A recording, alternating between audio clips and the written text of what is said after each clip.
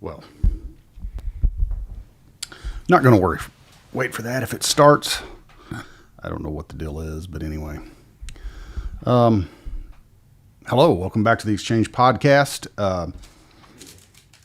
It is good to be back on here and just looking forward to what we've got going on here this week. And I don't know what is going on with a lot of stuff. Give me just 1 second. But there's just...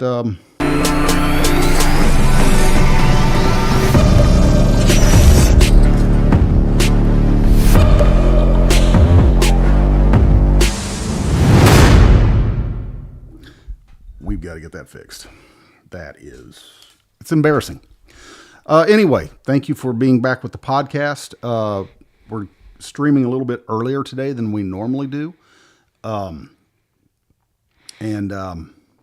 I don't know if there's like a lag time when I do this, because I always check the intro before going on.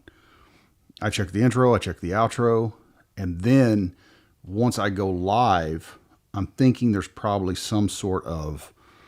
like a slight delay. Something. Because that intro always messes up. And so if I can't get that fixed, then, it's just the intro. Who cares? We'll get rid of it. Anyway, Democrat National Convention last week. Yesterday, RFK Jr. drops out, endorses Trump. That's a big endorsement. This is what I think he did. I think Donald Trump had already known that RFK was going to endorse him probably 3 or 4 weeks ago, maybe longer. I think he says, wait until Kamala's speech, take the shine off the Democrat National Convention, you come out and endorse me, and now it is controlling the news cycle all weekend long. I think that's a good strategy. I had seen a few weeks ago, allegedly, Trump wants RFK to be his CIA director if he's elected. He wants RFK to be? Yeah. That's the rumor mill. Is that for payback for his uncle being shot? Oh, I'm sorry. Yeah. I don't know, but I digress. It's an interesting theory because at this point, only time will tell. I think there's, I've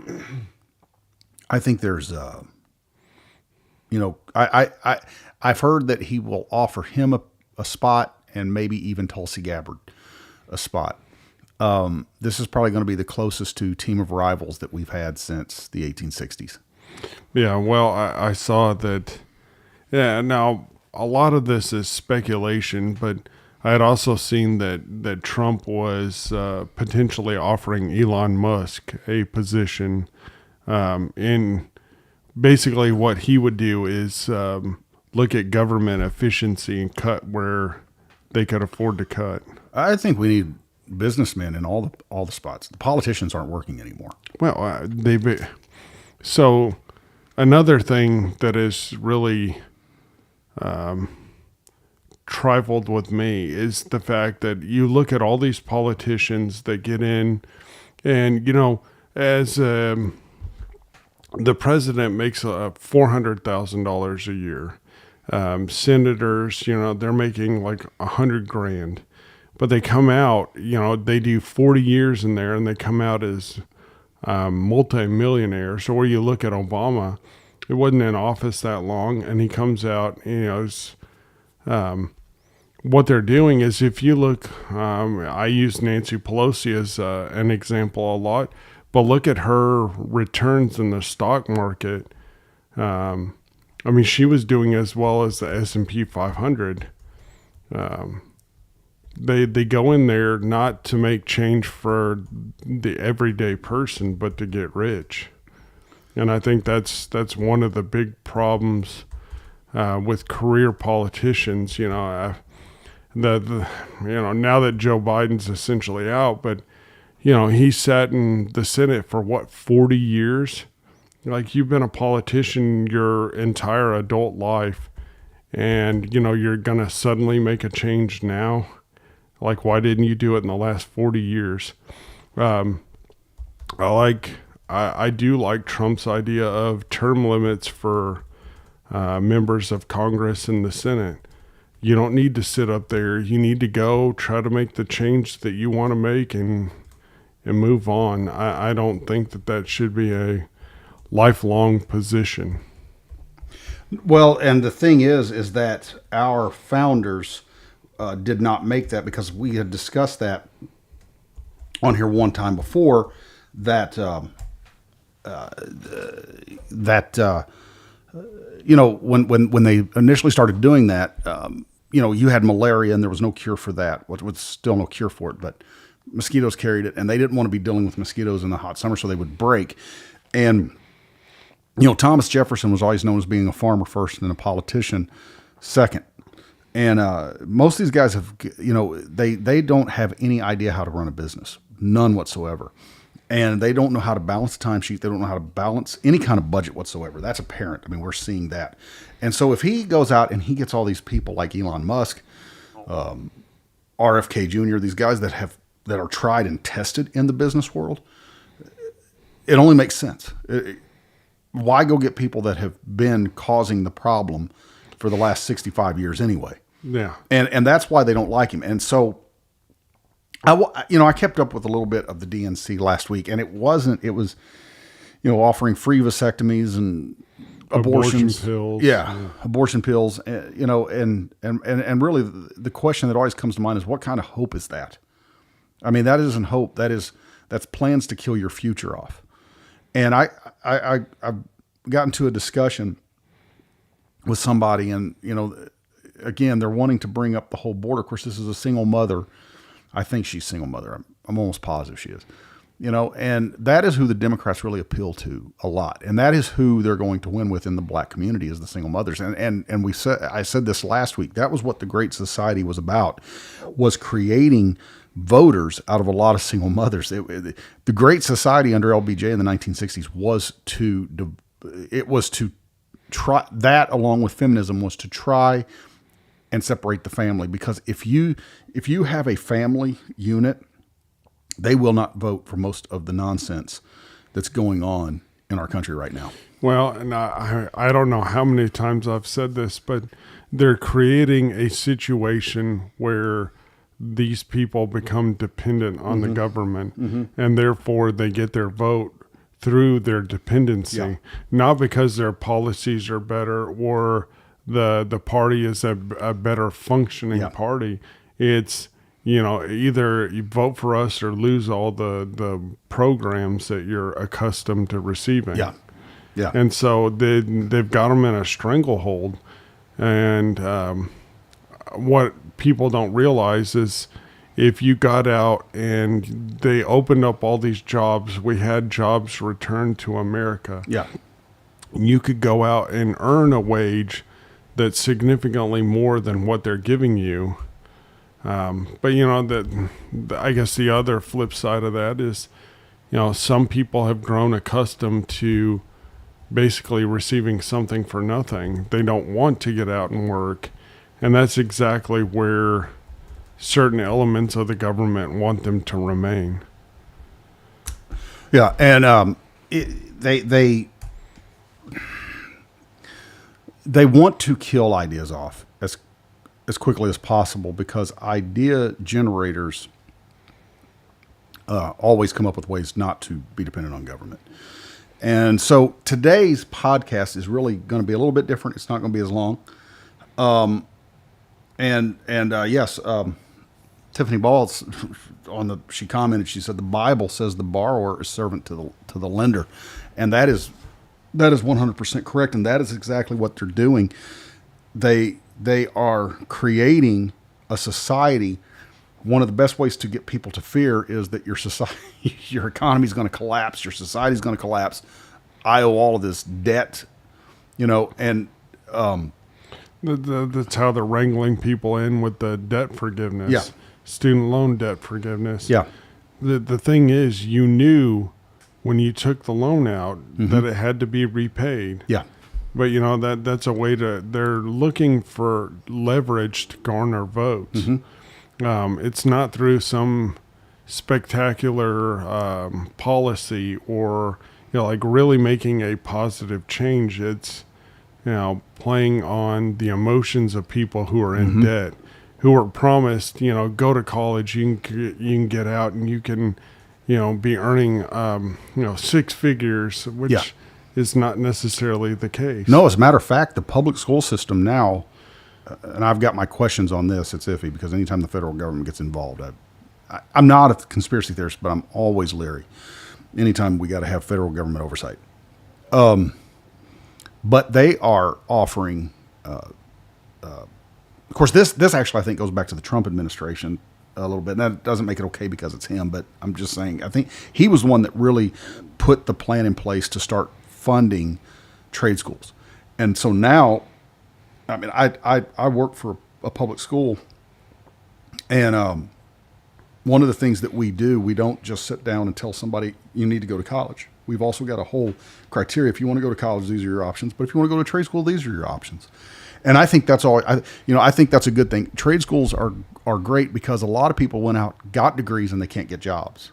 Well, so that's a multifaceted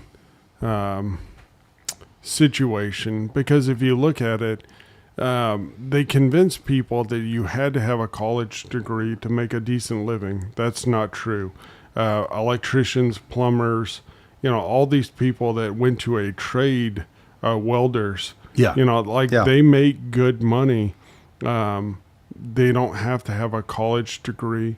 They've been sold this bill of goods that simply isn't true. Yeah. And then, they have created, and I say the institutions have created an environment where those kinds of people are looked down on. Yeah. Oh, you don't have a degree? Mm-hmm. A degree does not equate intelligence. I've met people with master's degrees that I can't begin to fathom how they actually made it through.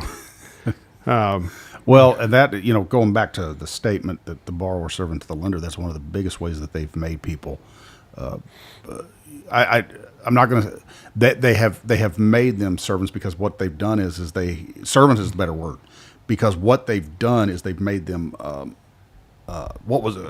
indentured servants, and indentured servants actually had less rights than slaves did, because an indentured servant paid that debt. They would work to death trying to pay that debt off, and a slave knew they were going to be a slave. The indentured servant was more of a carrot hung out. Yeah. And that didn't start with black people. That started with white people. And there were, and I'm just but there were black indentured servant owners. So the whole thing that we've got with this, is it the 1611 project or whatever I think is what they call it. It is ridiculous how that they're trying to revise history. But I kind of want to introduce what I'm going to say probably the next 3 to 4 at least podcasts, if not more. I've went back and recently started to reread the book by C.S. Lewis, Mere Christianity. And this is not going to be an audio book or a podcast per se where we're going to read the book. But I do want to go through it, and I want to look at it because as I read it, I knew it years ago when I read it, but even more so now,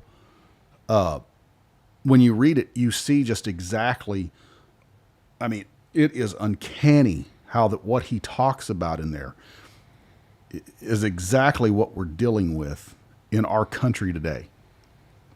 And how that, for one, what are certain things that Christians should or should not get involved in when it comes to culture? And what are the things that we should probably be a little bit more involved in when it comes to culture? Yeah, if you look at the state of our moral decay, a lot of that falls squarely on the shoulders of the church. Right. The church as a whole has lost sight of its meaning and its purpose, and it's completely evident in the way that society is a direct reflection of that.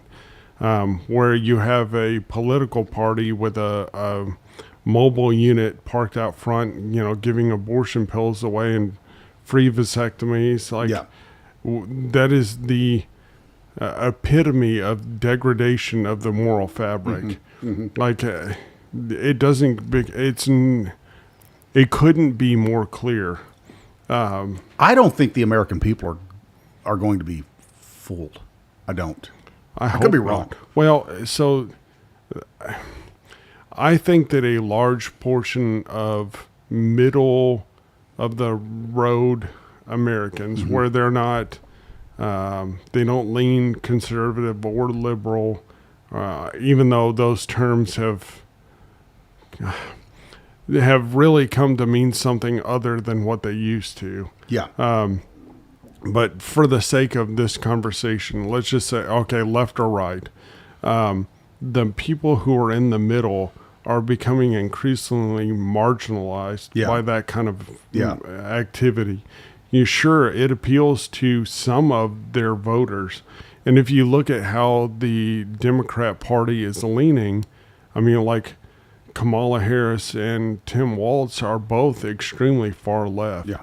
If you look at their political ideology, their leanings, and look at Tim Walz's record, especially during the riots, I mean, it's really apparent who they're trying to appeal to, and that is the far left. Well, I was listening to a podcast. Of course, I had to turn it off because the language was getting a little. But what it was Theo Von. I don't know if you know who that is. You know who he is? Yes. So when you kind of first off watch him, you're thinking, is this dude for real? Is this a Saturday Night Live? You know, and it just doesn't seem real. You're going, this guy's being punked. And so he had Trump on, I think it was last weekend. And I think that's a smart move by Trump. You know, in 2016, he ran all of the social media really well, which he's back on X. But now he's going on these podcasts that are, you know, people are saying he's not running the news cycle, but he is. It may not be on the mainstream, but he is. You're exactly right. So the more the mainstream media puts a stranglehold on him, he's finding another way to get his message out. Yeah. So, you know, like all these podcasts, Theo Von or Joe Rogan, or he was even on Jake Paul's podcast. Yeah. You know, like even if they don't agree Trump with was on him, his podcast. even if they don't agree with him politically, he's still getting publicity out of it. He's still getting airtime. He's finding another way. But that's the beautiful thing about podcasting, Michael, and that is what we offer here. Is we offer the place where I don't care if you agree with me. I don't. Yeah. I want to talk about it, and that is what America has always been built on: is the arena of ideals. And I, you know, the one thing about America, and I believe that God put this into us, He instilled this into us, that we are not answerable to a king. We don't have a monarch. And it's actually, you know, Abraham Lincoln said that it is we the people, and Congress needs to be reminded of this often. This was Abraham Lincoln's words, that it is we the people who are the rightful masters of our destiny and not them. And that doesn't mean that we don't respect that office, because those people are placed in those offices by the vote of the American people. So we respect our fellow Americans' vote. But at the end of the day, the people sitting up there, we've got to drop the word our leaders. They're not our leaders. They are our public servants. It is we the people that are the leaders. And so when, you know, it's like the moment a media or a government starts trying to tamper down, the American people have always had this ability to go, well, I'll just skirt around it and find another way.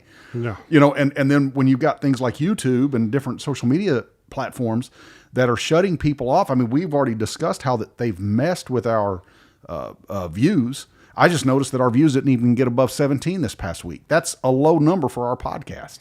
Well, so the ironic thing for our listeners is if we look at the YouTube studio, we can see that we have more watch time and we have increased views, but it does not reflect on the videos themselves. In fact, it's really been tampered down. The closer to the election, it seems like the tampering with the numbers has increased. Yeah. I mean, I've taken screenshots. I have people that I know for a fact will listen all the way through. Their views aren't counting. I've tried to leave I tell our viewers, I tell you guys, I'm going to post links or try to post, other materials so that you can go and view it or read it for yourself. And YouTube will delete my comments. Well, we were told last week by someone that they noticed the views while we were on last week, and we were up at like 67 views while we were streaming. And then we've only got 17 views on the podcast. Yeah. Now, I'm saying that because while you have that side of the aisle doing that, you have things like Truth Social, X, Rumble. You've got all these other platforms that, are saying, "Hey, come over here. We're an alternative to that." And that is the thing that I love about the United States. But with that said, someone told me a few months ago, we were having a discussion. He said, presidents come and go. I said, well, that's true. They do come and go, but their policies don't. The Patriot Act. I go back to that one a lot.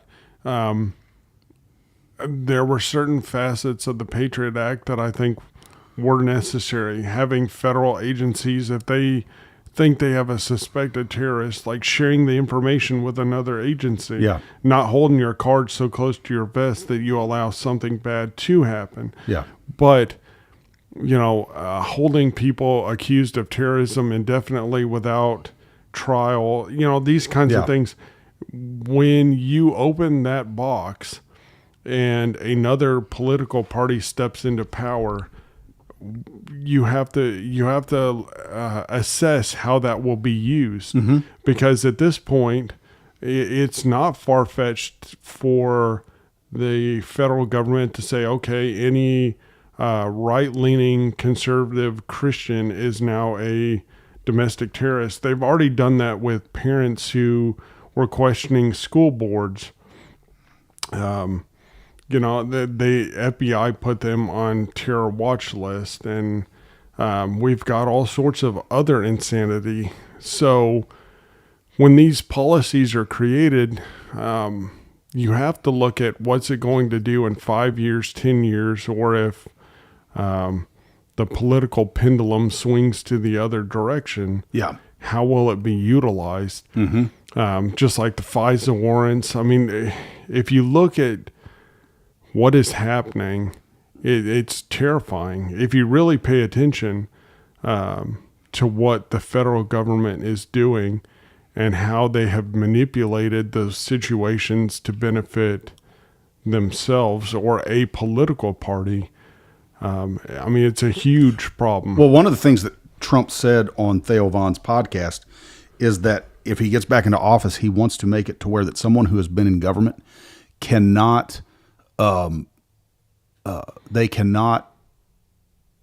be lobbyists, which I think should be, because I was having a conversation yesterday with a student, and he asked me, he said, how much has changed since you were in school? Well, I graduated high school in 1997, and I told him, I said, it's not even the same. It's daylight and there was obviously the secular side of things, versus, teachers shouldn't bring Bibles, and all that was the same. But, what people call bullying today wasn't called bullying when you and I were in school, or I know when I wasn't. No. Bullying was actually getting thrown up against a wall, getting thrown down on the ground, and getting your face pounded. I mean, if somebody was mouthing off to you, you learned how to fire back, or your life was going to be miserable. And I'm not saying that was okay, but what my point was is, things have changed, and the reason they have changed is because you have lobbyist groups in Washington, D.C. for the Department of Education, which is another thing that Donald Trump is saying he needs to get rid of. And I'm 100% with him, because there was the lady, and I can't think of her name. She was speaking at the DNC, and she's a teacher. And she said, I knew even back then that the classroom, she said, this is why I wanted to be a teacher, because I knew even back then that the classroom was the best avenue for social justice. That isn't the place for any of that. No, like I said, either last week or a couple weeks ago, They have become institutions of indoctrination. Mm-hmm. You no longer go to learn to think critically for yourself. Yeah. You go to learn your teacher's political leanings, and they force feed that to you. And what you'll find is in a lot of courses, if you don't regurgitate the same nonsense, your grade will suffer. Yeah. I said it before, I'll say it again. A true teacher will teach you to make the decision for yourself. Yes. They will not tell you what they think. Mm-hmm. You shouldn't know your teacher's political leanings. They should teach you the facts, Yeah. and then let you determine what your response is. Well, I had a class yesterday. I bet probably 11 students just in that one class, and almost every one of them without fail. Well, what should I do when I grow up? I don't know. That's for you to decide, not me. Because you're asking me a question based on what I would do. Well, that means you're doing what I would do, which means you're not going to be good at it.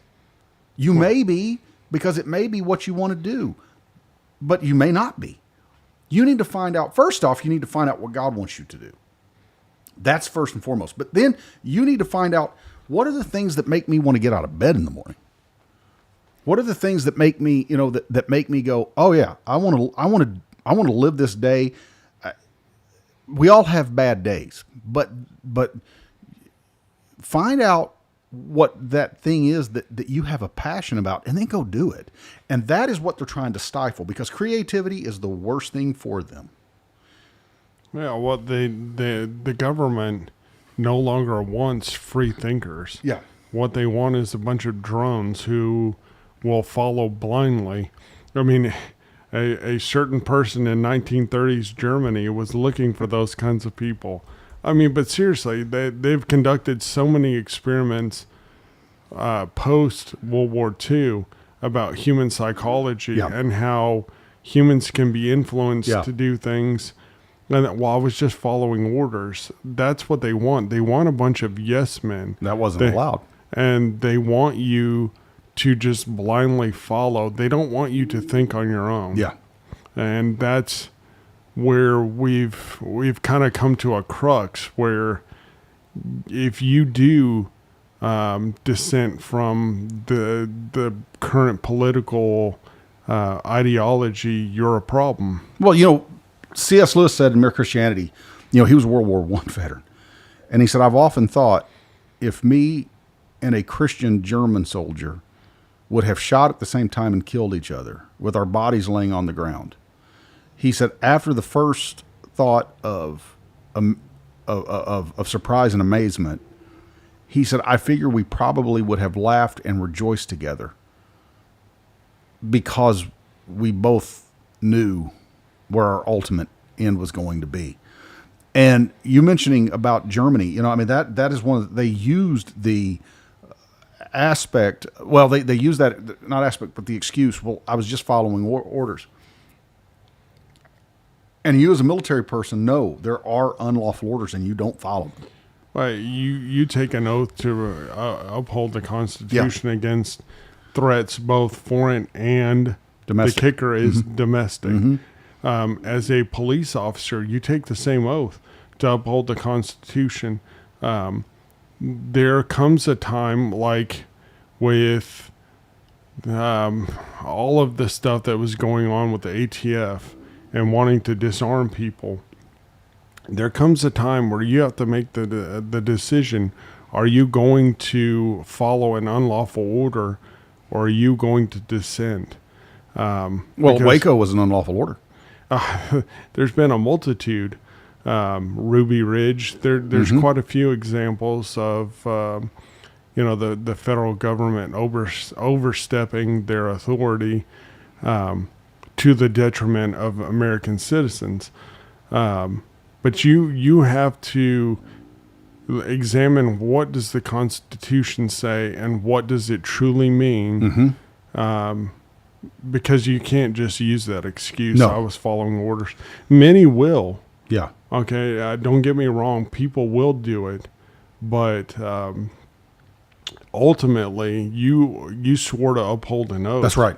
And you are bound to that oath. Yeah. Well, and think about it. I mean, in I don't know how it is now. It may still be the same way, but years ago, if a soldier cut and run, he was shot. Because you realize that you've got something much bigger that you're fighting for. It's not about you. It's about your homeland. It's about the freedom of your people. It's about your posterity. You're fighting for something bigger than you. And that is a lot what's going on right now is they're trying to convince people that identity politics, LGBTQ plus, look, DEI. There is no one in the LGBTQ plus community that is facing racism or discrimination. They're certainly not facing racism because gayness is not race. It's not a race. And they're not facing discrimination. Maybe there's some people mistreating them, and that is wrong. But I promise you have avenues to go do something about that if you want to. Well, so the biggest problem I have with all of the things covered by that umbrella is that we're using that as a crux or like a crutch. Okay, I deserve this because I am this. Yeah. Like you don't deserve anything. You have to work for what you want. Yeah. I always have. I had an absolute problem with someone being placed in a position simply because of their race, their sex, their ethnicity. That all, in my eyes, is irrelevant. Mm-hmm. Right. You can be proud to be, the first of, a particular race or sex to hold a position. But we should not be so focused on that we employ people or place them in positions for which they are not qualified. Right, right. I am all about, if you're the best of the best, I could care less. Yeah. It does not matter. Mm-hmm. I want, it goes back to I want quality, not quantity. Mm-hmm. And we've really reversed that. I know for a fact that certain policies have been instituted where they would look at the population and go, okay, it's 70% white, 25% black, and 5% other. So therefore, our numbers in our departments have to reflect those numbers. Well, what if those people are not qualified? Then you run into an issue. I don't think that the attempt on Trump is solely, this issue of people who are unqualified being placed in positions, but I could see how that would play into a scenario where you have people. You have people who are grossly unqualified. Oh yeah. I see what you're saying. It's not that they're trying to do something to him based upon that, other than. Their gross incompetence can lead to I think that's what Tucker disaster. Carlson's last podcast was about, was the fact that the Biden administration knew they didn't okay it. They didn't green light it. That's not what he was saying. But he was saying that they were aware of the lack of security, the lack of preparation. When the First Lady, anyone can go and look this up, when the First Lady, because this was part of the congressional testimony that Cheadle was submitted to, they provided 12 Secret Service agents to the First Lady, not to the president, but to 12. Jill. Yeah. And they provided 3 to Trump. Nobody wants Jill anyway. But the disparity between the numbers, and then she had the gall to say, well, it was the allocation of the resources. Yeah. If you have 15 people, one gets 8, one gets 7. It's simple math. Yeah. You allocate them appropriately. Yeah. You don't have 4 times as many for the First Lady, not the president. I think, that's one of the reasons why it is so huge when RFK came out yesterday and endorsed Trump. Was because, RFK does not agree with Donald Trump. He does not agree with conservatives. But RFK made the statement. He said, it isn't the Republicans who's trying to keep me off the ballot. It's not the Republicans trying to keep me out of the debates. It's the Democrats. Okay, well, let's look at the family history of RFK. Yeah. How many Kennedys have been assassinated starting in 1963? And only one drove a woman off of a bridge. Yeah. Well, That is was true. Uncle Ted. Yeah. They're a very conflicting family. Yeah. But, the fact that he couldn't get Secret Service protection, Yeah. he was denied. I mean, come on. Yeah. No, absolutely. You can see the writing on the wall. And I think what he has done is he's assessed what the Democrat Party has become and what it used to be. And he has made the correct decision to fall away, to leave the party, because it is not the party of JFK. Well, if you watch the DNC, you saw that there's nothing solid in that party anymore. It's all radical right. Every one of those protesters that was tearing stuff up, they're all going to vote for Kamala. That was a staged show because of the fact that she bypassed Josh Shapiro, who's Jewish. So they want to try to act like, well, no, we're making them mad too. No, every one of those people are going to vote for her come November. But remember, that is who the backbone of that party is. That's the backbone of that party. And when you vote for them, that's who you're voting for. This isn't about Republican and Democrat. And that's what people like RFK and Tulsi Gabbard are coming to the realization of. It's not about party at this point. It is about good versus evil. Well, they're looking at the policies of the party and realizing that it has digressed so far that if you are a moderate, you almost can't. I mean, I don't know how you could stomach it. Yeah. The fact that they glorify killing babies and, they want to just let everyone flood in here. Yeah. The thing about immigration is there is nothing wrong about immigrating to the United States. Yeah. My mom's family, from my perspective, my dad's family's been here since the early 1700s, late 1600s. Right. They've been here forever, so to speak, as far as the United States is concerned. But my mother's family came over in the 1800s. Mm-hmm. They're rather recent immigrants. My grandpa was the first one born here. Yeah. But they did it legally. Yeah. And they wanted to become Americans. The reason they didn't speak Swedish or German was because they wanted to be Americans. They changed their names. There was a real sense of pride in becoming an American and becoming Americanized. And that's one of the things I teach is English, and English and literature. And one of the students asked again. I mean, yesterday was just full of just a bunch of questions. They said, well, what is it about English that you find so important? And I said, well, what is it about English that you don't find important? I said, it's the language of this country. And I said, while there are other languages and many people here can't speak English, even still yet, the language of success is English. Well, so there's nothing wrong with retaining your mother tongue. Yeah. But if you go to a country, you should not expect that population to learn your language.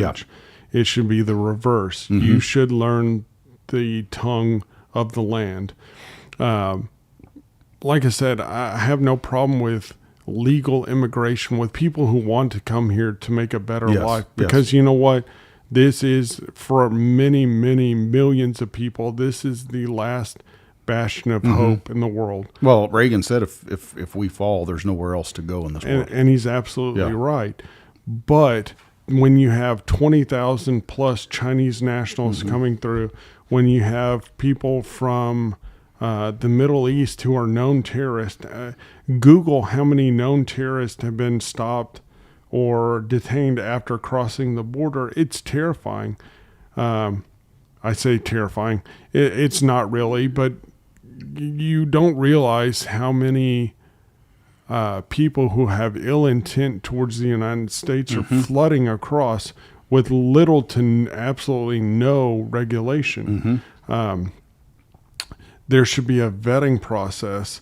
The thing that really perturbs me is the fact that there are a lot of our partners in Afghanistan who allied themselves at great peril and great risk to their lives, their families' lives, to aid us in the fight against the Taliban, and then we all but abandon them, and then we allow all these radical terrorists and other people from nations that are our enemies to just flood across the border unchecked. Well, that was one of the things that Abraham Lincoln warned the Americans of in that day with the Manifest Destiny and Going West, was that they were using Native Americans, and what they were doing is they were pivoting Native Americans and Mexicans against each other. And he said, this is not going to work for us. Our posterity is going to pay the price for this. And he was right. And so we're basically seeing that same thing come to pass with with what's went on over there. And like I said, this one's going to be a little bit shorter. We're just going to kind of wrap this one up. But thanks for the comments. Thanks for listening. Again, my final thoughts on this is that don't lose hope. Don't lose faith. Keep the faith. Things can be dark, but I do think we're seeing a glimmer of hope, a glimmer of light. Well, and ultimately, do not become so reliant on your fellow man, because they have no more power than you do. That is all an illusion. Mm-hmm. You think that these people are so powerful, but in the end, none of us have any power. Right. God has all of the ultimate authority and all of the ultimate power. And do not become so focused on the things of this world that you lose sight of what's above. Right. And that is a problem that a lot of people on both sides are experiencing. Do not let that take your focus off of what's truly important. And again, I'll quote Jeremiah. It says, to trust man is a curse. But anyway, thank you. And thank you for being here. And, Lord willing, we will see you here next week. Look forward to it. We're going to jump into Mere Christianity a little bit and talk about it. Like I said, it's not going to be a complete reading. We're just going to discuss it. Please listen. If you enjoy those kind of things, we want to hear your comments. If you want to read, please read along, and then just jump in and let's see where this goes. I think it'll be interesting. Anyway, until then, go with God. Be blessed. We'll see you here next week.